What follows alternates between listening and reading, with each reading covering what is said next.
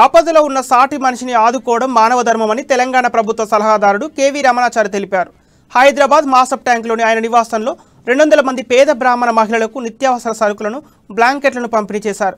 సమాజంలో ఆపదలో ఉన్న వారి కోసం 1600 రోజులుగా సేవా కార్యక్రమాలు నిర్వహిస్తున్నట్లు రమణాచారి తెలిపారు.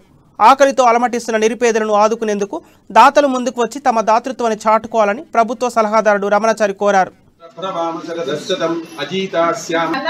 అసలు నేర్చుకోవాల్సింది మనలో కూడా కొంచెం ఆర్థిక కనీసం నలుగురికి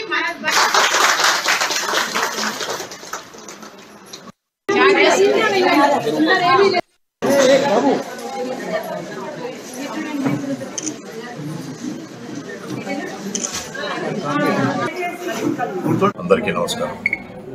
అన్నం పరబ్రహ్మ స్వరూపం అనే పేరిట వీలైనంత వరకు నెలకొకసారి 2 నెలలకొకసారి నిత్యావసర వస్తువులు పేదవారికి కావాల్సినవి వేయడం కోసం ప్రయత్నం చేయడం జరుగుతుంది. ఈసారి పేద బ్రాహ్మణ మహిళలకి నిత్యావసర సరుకులతో పాటు బ్లాంకెట్స్ కూడా ఇవ్వడం జరిగింది.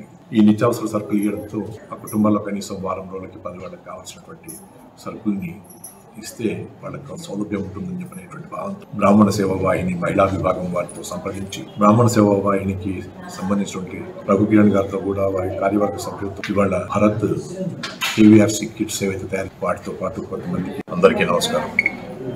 అన్నం పరబ్రహ్మ స్వరూపం అనే పేరిట వీలైనంత వరకు నెలకొకసారి 2 నెలలకొకసారి నిత్యావసర వస్తువులు పేదవారికి కావాల్సినవి వేయడం కోసం ప్రయత్నం చేయడం జరుగుతుంది. ఈసారి పేద బ్రాహ్మణ మహిళలకి నిత్యావసర సరుకులతో పాటు బ్లాంకెట్స్ కూడా ఇవ్వడం జరిగింది. ఈ నిత్యావసర సరుకులు ఇవ్వడంతో ఆ కుటుంబాల్లో కనీసం వారం రోజులకి 10 వాళ్ళకి కావాల్సినటువంటి సరుకుల్ని